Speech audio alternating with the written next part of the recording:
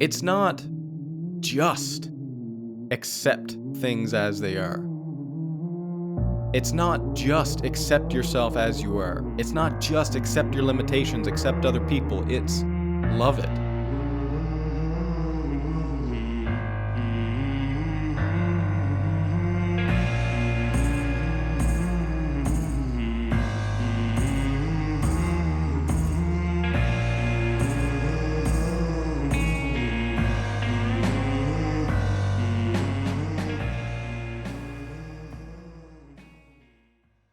An optimist is someone who sees the good and the positive in everything.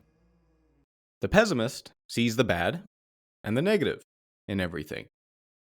The realist doesn't mind whether it's good or bad, they only focus on practical things.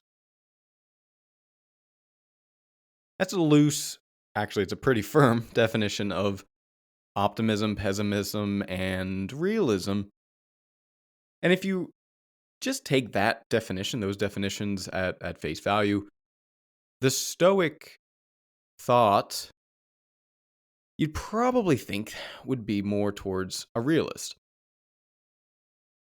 But I'd like to talk about that a little bit because there's a lot of different reasons why people claim to be a realist or an optimist or a pessimist. And so I want to break each of these down, and then I want to end with what the Stoics actually are. Are they realists? Are they optimists? Or are they pessimists? So let's start with pessimism. The pessimist sees the bad and the negative in everything. So they go through life and they assume the worst, which is kind of a crazy thing if you think about it, that would be the idea you choose or the philosophy you choose to adopt or see things in the world. But if you think about why people do that, what happens when you assume something is going to be bad and it turns out good? Well, you get met with this sense of happiness and gratitude and thankfulness because, well, I was assuming this would be bad and it turns out it's not so bad. And so the pessimist really has a pessimistic view, not all the time, but a lot of times because they're setting the expectations low. And then when their expectations are exceeded, they are able to benefit from that emotionally. And that sounds pretty damn good if you think about it. If you think about the opposite, right? An optimist, someone who sees the good and positive in everything, and then something bad happens, well, their expectations are not being met, and they can become sad about that.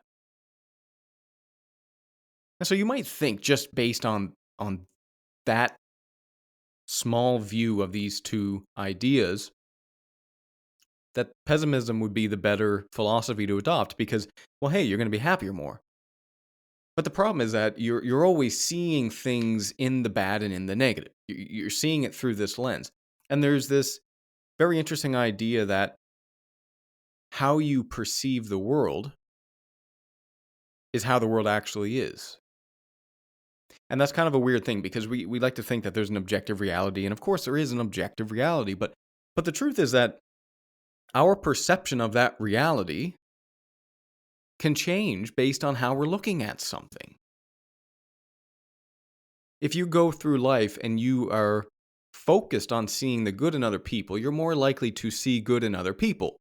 If you go through life looking for the worst in people, you are more likely to see the worst. This is just an idea of perception, the idea of perception. And you can test this really, really simply. Try this experiment. Close your eyes. Okay, that's a few seconds. That's good enough. Now, I want you to open your eyes and I want you to look around the room and I want you to tell me how many blue things you see. Point them out. I see a blue mug. I see a blue blanket that I have hung up from Mexico. I see a blue book. I see a blue water bottle. So I imparted something in your head saying, look for this. And then I ask, okay, well, how many red things did you see in the room? And you're going to say none. Why? Because you weren't looking for it. It's perception. And so the idea that if you set your expectations low and things turn out better than you expected, that you become a little bit happier, you get a little bit of dopamine out of that, that is true. But the problem is that you're going through life looking for the bad. So you're more likely to see bad than good. And so that might swing you the other way. Okay, let's look at optimism. Well, an optimist is someone who sees the good and the positive in everything. And so they're more likely to see the good and the positive in everything. You're more likely to see blue if I tell you to look for blue. And that's a good thing because there's a lot of positivity out there. There's a lot of good in the world, and you're more likely to see it if you're an optimist. The downside, of course, is the upside of pessimism, which is that you're setting your expectations really high, and you may or may not be disappointed when your expectations are not met. The other thing is you might actually not see the negatives because you're always looking for the positives in everything. You might not see the negative. In the same way, if you're a pessimist, you don't see the good because you're always looking on the negatives. If you're an optimist, you always see the good and you might not see the negatives. And the negatives can hurt you, can wound you, can potentially kill you. And so that's not good. Hey there. Let me thank you for being a listener to this ad-free podcast. If you enjoy the podcast, there are a few things you can do to help me out. A 5-star review on Spotify or wherever you're listening to this really does help, and it's free. You can also sign up for my Substack newsletter or Patreon. Substack free gets each episode emailed to you along with the transcripts in the form of an article. You'll also get access to my live talks, followed by a Q&A afterward. Substack Premium supporters and my patrons on Patreon get access to the recordings and a brief article of those Q&A sessions, access to full episodes of the Paradoxically Speaking podcast, my Steps to Success interview series, Stoic meditations, and much more. Links to Substack and Patreon can be found in the show notes. Okay, so you have optimism, you have pessimism. Let's talk about realism. What is it? Realists claim that they are being realistic in their viewpoint. They claim that they're going around in the world and they are being realistic. They are looking at things as they are in a practical manner. They're not too focused on whether something is good or bad. In other words, that they are indifferent. Everything that happens isn't indifferent. That's how they tend to see the world. They tend to be very practical again. Now, what does that sound like? That sounds like Stoicism, right? That sounds like Stoicism. The Stoic tends to be on the practical side of things. I mean, live according to nature. Part of what that means is living according to reality herself. So, in some strong sense, the Stoics are realists. They look at what is. They try their best not to put an opinion on that, but rather to accept things as they actually are and how they happen. Here's the problem with realism. The problem with realism is that how do you know what is likely to happen or not? How do you know? How are you judging whether something is realistic? If you're an optimist and you're looking forward in the future and you're making a prediction based on that model, well, you just look at the positives. We all know what the good outcome would be, the one that we want, the one that we prefer. If you're a pessimist, you look at the negatives. And we all know how we don't want things to turn out. And so we have a very clear definition. We have a very clear prediction model. That doesn't mean it's accurate, but it means it's clear. Now, the problem with realism is that you're claiming to know what's going to happen. You're claiming to know what is the likely situation, what is the likely outcome. And you may But there's a lot of ego in that. There's a lot of hubris in that because you have no idea how things are actually going to turn out. You have no idea. And so realism is the way to go if you know what real actually is. But do you?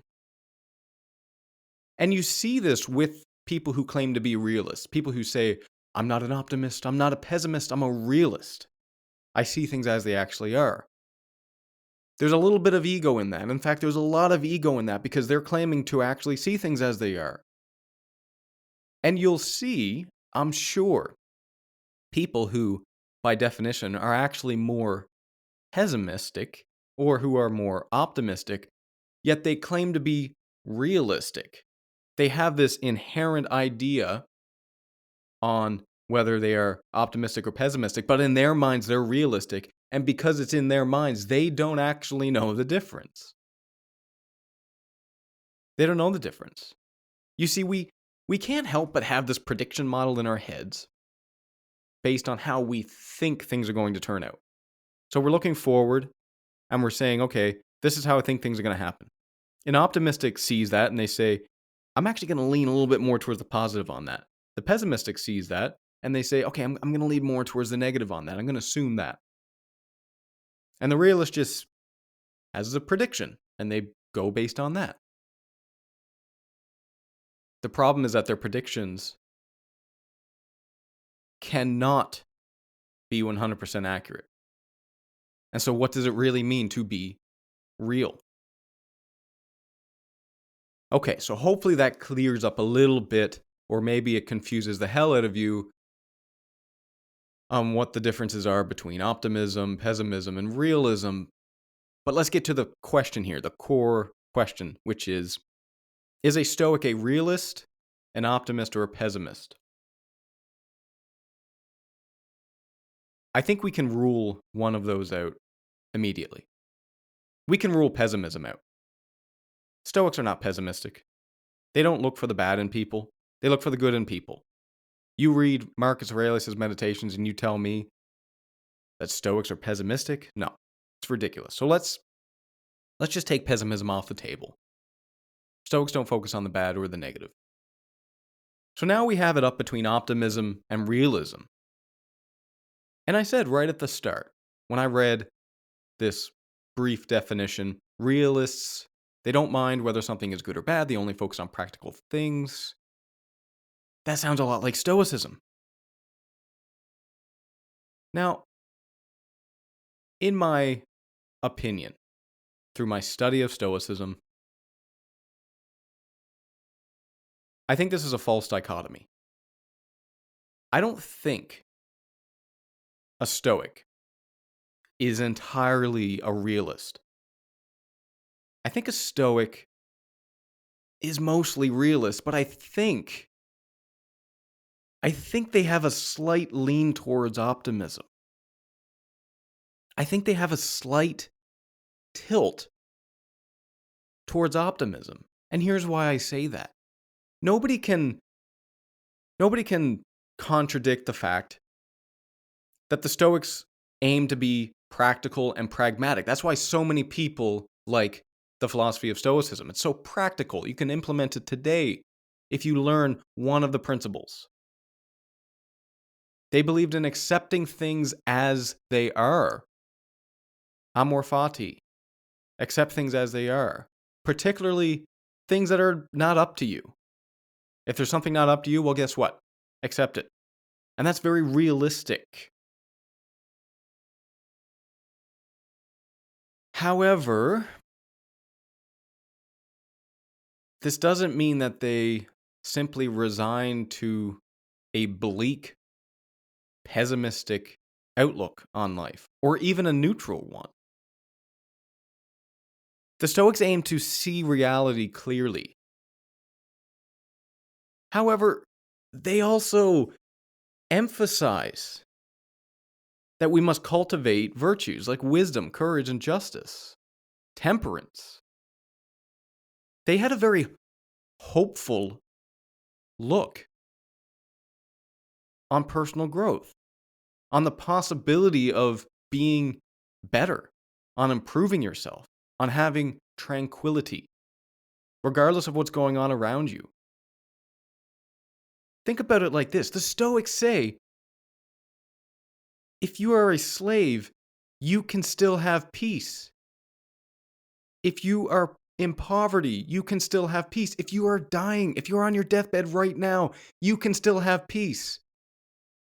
And you mean to tell me that that doesn't sound like an optimistic viewpoint?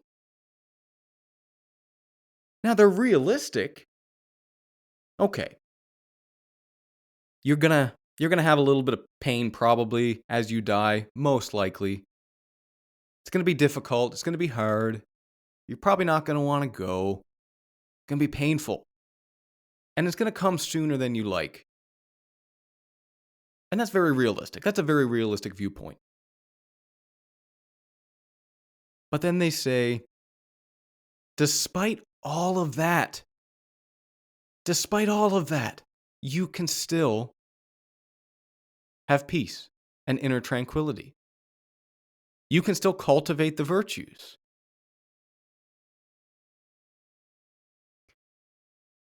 Let's go back to one of the things I briefly mentioned. Amor fati.